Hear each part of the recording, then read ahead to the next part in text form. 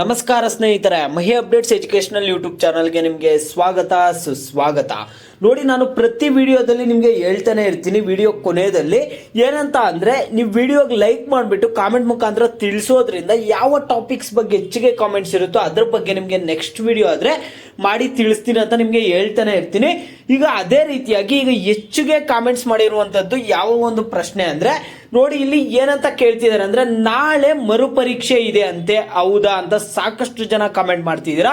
ನಮ್ಗೆ ತಿಳಿಸಿ, ನಾಳೆ ಮರುಪರೀಕ್ಷೆ ಇದೆಯಾ ಇಲ್ವಾ ಅನ್ನೋದು ನಮ್ಗೆ ತಿಳಿಸಿ ಅಂತ ಸಾಕಷ್ಟು ಜನ ಹೇಳ್ತಿದ್ದೀರಾ.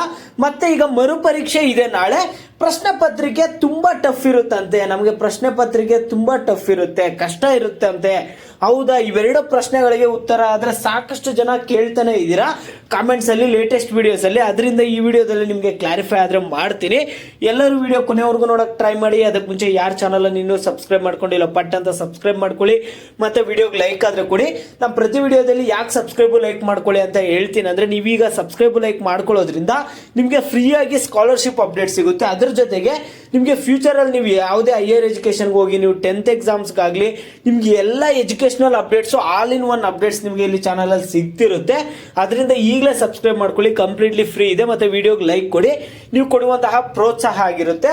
ನೋಡಿ, ಇಲ್ಲಿ ಡೈರೆಕ್ಟ್ ಟಾಪಿಕ್ಗೆ ಬರ್ತೀನಿ. ಏನಂತ ಅಂದ್ರೆ, ಮೊದಲನೇದಾಗಿ ನಿಮ್ಮ ಒಂದು ಪ್ರಶ್ನೆ ಏನಂದ್ರೆ, ನಾಳೆ ಮರುಪರೀಕ್ಷೆ ಅಂತೆ, ಹೌದಾ ಅಂತ. ಈ ಒಂದು ಪ್ರಶ್ನೆಗೆ ನಿಮ್ಗೆ ಉತ್ತರ ಆದ್ರೆ ಈ ವಿಡಿಯೋದಲ್ಲಿ ಕೊಡ್ತಿದ್ದೀನಿ.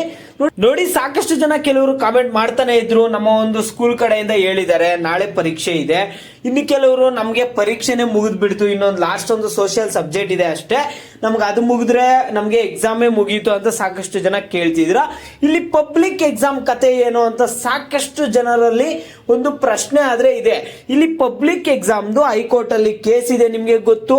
ಇನ್ನು ಹೈಕೋರ್ಟ್ ಅಲ್ಲಿ ಕೇಸಲ್ಲಿ ವಾದ ವಿವಾದಗಳೆಲ್ಲ ನಡೆದಿತ್ತು, ಆದ್ರೆ ಅಂತಿಮ ತೀರ್ಪಾದ್ರೆ ಇದುವರೆಗೂ ಬಂದಿಲ್ಲ. ಅಂತಿಮ ತೀರ್ಪು ಕೊಡ್ತಾರೆ ಅಂತ ಹೇಳ್ಬಿಟ್ಟು ಒಂದು ಮಾಹಿತಿ ಕೊಟ್ಟಿದ್ದಾರೆ. ಅತಿ ಶೀಘ್ರದಲ್ಲೇ ಅಂತಿಮ ತೀರ್ಪು ಕೊಡ್ತಾರೆ ಅಂದಿದ್ದಾರೆ. ಈಗ ಅಂತಿಮ ತೀರ್ಪು ಕೊಡೋದಕ್ಕಿಂತ ಮುಂಚೆನೆ ಇಲ್ಲಿ ಅವರು ಒಂದು ಎಕ್ಸಾಮ್ ಅನ್ನ ನಡೆಸಬಾರ್ದು. ಅವರು ಶಿಕ್ಷಣ ಇಲಾಖೆಗೆ ಒಂದು ಅಂತಿಮ ತೀರ್ಪು ಆದ್ರೆ ಕೊಡ್ತಾರೆ, ಎಕ್ಸಾಮ್ ನಡೆಸಬೇಕಾ ನಡೆಸಬಾರ್ದ ಅಂತ.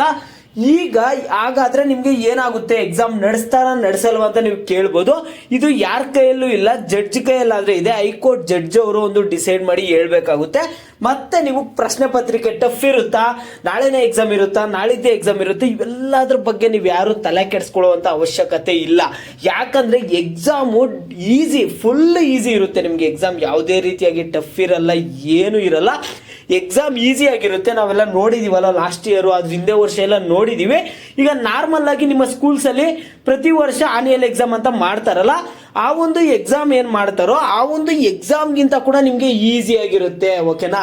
ಈಗ 5ನೇ ಕ್ಲಾಸ್ ವಿದ್ಯಾರ್ಥಿಗಳೇ ಅನ್ಕೊಳ್ಳಿ, ನೀವು 5ನೇ ಕ್ಲಾಸ್ ವಿದ್ಯಾರ್ಥಿಗಳು 4ನೇ ತರಗತಿಯಲ್ಲಿ ಆನ್ಯುವಲ್ ಎಕ್ಸಾಮ್ ಬರ್ದಿರ್ತೀರಲ್ಲ, ನಿಮ್ಗೆ ಅವಾಗ ಹಿಂಗೆ ಒಂದು ಎಕ್ಸಾಮ್ ಪೇಪರ್ ಇತ್ತು. ಇಲ್ಲ 5ನೇ ತರಗತಿಯಲ್ಲಿ ಇನ್ನೂ ಈಸಿ ಇರುತ್ತೆ. ನೀವು ಪಬ್ಲಿಕ್ ಎಕ್ಸಾಮ್ ಅಂದಿದ ತಕ್ಷಣ ಕಷ್ಟ ಇರುತ್ತೆ, ಹಂಗಿರುತ್ತೆ ಹಿಂಗಿರುತ್ತೆ ಅಂತ ಯೋಚನೆ ಮಾಡುವಂತ ಅವಶ್ಯಕತೆ ಇಲ್ಲ. ಡೆಡ್ ಅಂದ್ರೆ ಡೆಡ್ ಈಸಿ ಇರುತ್ತೆ. ಓಕೆನಾ? ಫುಲ್ ಈಸಿ ಇರುತ್ತೆ, ನೀವೇನ್ ತಲೆ ಕೆಡ್ಸ್ಕೋಬೇಡಿ. ನಿಮ್ಗೆ ಇನ್ನೂ ಪಬ್ಲಿಕ್ ಎಕ್ಸಾಮ್ ಮಾಡೋದೇ ಒಳ್ಳೇದು. ಓಕೆನಾ? ಸಾಕಷ್ಟು ಜನ ಪಬ್ಲಿಕ್ ಎಕ್ಸಾಮ್ ಬೇಡ ಅಂತ ಹೇಳ್ತಿರ್ತೀರಾ, ಯಾಕಂದ್ರೆ ಭಯದಿಂದ ಪಬ್ಲಿಕ್ ಎಕ್ಸಾಮ್ ಅಂದ್ರೆ ಫೈಲ್ ಮಾಡ್ಬಿಡ್ತಾರೆ, ಹಂಗಾಗುತ್ತೆ ಹಿಂಗಾಗುತ್ತೆ ಅಂತ ಭಯದಿಂದ ಪಬ್ಲಿಕ್ ಎಕ್ಸಾಮ್ ಬೇಡ ಅಂತ ನೀವು ಹೇಳ್ತಿರ್ತೀರಾ. ಆದ್ರೆ ಇನ್ನು ಪಬ್ಲಿಕ್ ಎಕ್ಸಾಮ್ ಅಲ್ಲೇ ನಿಮ್ದು ಒಳ್ಳೆ ಸ್ಕೋರ್ ಆದ್ರೆ ಬರುತ್ತೆ. ಓಕೆನಾ? ಪಬ್ಲಿಕ್ ಎಕ್ಸಾಮೇ ನಿಮ್ಗೆ ತುಂಬಾ ಸುಲಭ ಇರುತ್ತೆ, ನಿಮ್ಗೆ ತುಂಬಾ ಅಂದ್ರೆ ತುಂಬಾ ಸುಲಭ ಇರುತ್ತೆ. ಓಕೆನಾ? ನೀವು ಎಕ್ಸಾಮ್ ಟಫ್ ಇರುತ್ತೆ ಹಂಗೆ ಹಿಂಗೆ ಅನ್ನೋದೆಲ್ಲ ನೀವು ತಲೆ ಕೆಡಿಸ್ಕೊಳ್ಳುವಂತ ಅವಶ್ಯಕತೆ ಆದ್ರೆ ಇಲ್ಲ. ಇಲ್ಲಿ ಎಕ್ಸಾಮ್ ಆದ್ರೆ ನಿಮ್ಗೆ ಡೆಡ್ ಈಸಿ ಇರುತ್ತೆ. ಎಕ್ಸಾಮ್ ನಡೆಸಿದ್ರು ಕೂಡ ನೀವು ತಲೆ ಕೆಡಿಸ್ಕೋಬೇಡಿ. ಸಾಕಷ್ಟು ಜನ ಎಕ್ಸಾಮ್ ಕ್ಯಾನ್ಸಲ್ ಮಾಡಬೇಕು ಅಂತ ಹೇಳ್ತಿದ್ದಾರೆ. ಒಂದು ವೇಳೆ ಜಡ್ಜ್ ಅವರು ಕ್ಯಾನ್ಸಲ್ ಅಂತ ಹೇಳಿದ್ರೆ ಕ್ಯಾನ್ಸಲ್ ಆಗೇ ಆಗುತ್ತೆ. ಕ್ಯಾನ್ಸಲ್ ಆಗೋದ್ರಿಂದನೂ ಏನ್ ಸಮಸ್ಯೆ ಏನು ಇಲ್ಲ. ನಾರ್ಮಲ್ ಆಗಿ ನಿಮ್ಗೆ ಎಕ್ಸಾಮ್ ಹೆಂಗಿರುತ್ತೆ ಅದೇ ರೀತಿಯಾಗಿ ಎಕ್ಸಾಮ್ ಆದ್ರೆ ನಡೆಸ್ಕೊಂಡು ಹೋಗ್ತಾರೆ. ಓಕೆನಾ? ನಾರ್ಮಲ್ ಆಗಿ ಆನ್ಯುವಲ್ ಎಕ್ಸಾಮ್ ಆದ್ರೆ ನಡೆಸ್ತಾರೆ. ಯಾವ ರೀತಿಯಾಗಿ ನಿಮ್ಗೆ ಪಬ್ಲಿಕ್ ಎಕ್ಸಾಮ್ ಇಲ್ಲದೆ ಪ್ರತಿ ವರ್ಷ ಯಾವ ರೀತಿಯಾಗಿ ನಡೀತಿತ್ತು ಆ ರೀತಿಯಾಗಿ ಒಂದು ಎಕ್ಸಾಮ್ಸ್ ಆದ್ರೆ ನಡೆಯುತ್ತೆ. ಒಂದು ವೇಳೆ ಪಬ್ಲಿಕ್ ಎಕ್ಸಾಮ್ ಇದ್ರೂ ನಿಮ್ಗೆ ಈಸಿಯಾಗೇ ಇರುತ್ತೆ. ಪ್ರಶ್ನೆ ಪತ್ರಿಕೆ ಟಫ್ ಆಗ್ಲಿ ಈ ರೀತಿಯಾದ ಸಮಸ್ಯೆ ಏನು ಇರಲ್ಲ ನಿಮ್ಗೆ. ನಿಮ್ಮನ್ನು ಫೈಲ್ ಮಾಡ್ಬಿಡ್ತಾರೇನೋ ಅನ್ನೋದೆಲ್ಲ ಭಯ ಪಡಕ್ ಹೋಗ್ಬೇಡಿ, ಎಲ್ಲರೂ ಪಾಸ್ ಆಗ್ತೀರಾ. ಓಕೆನಾ?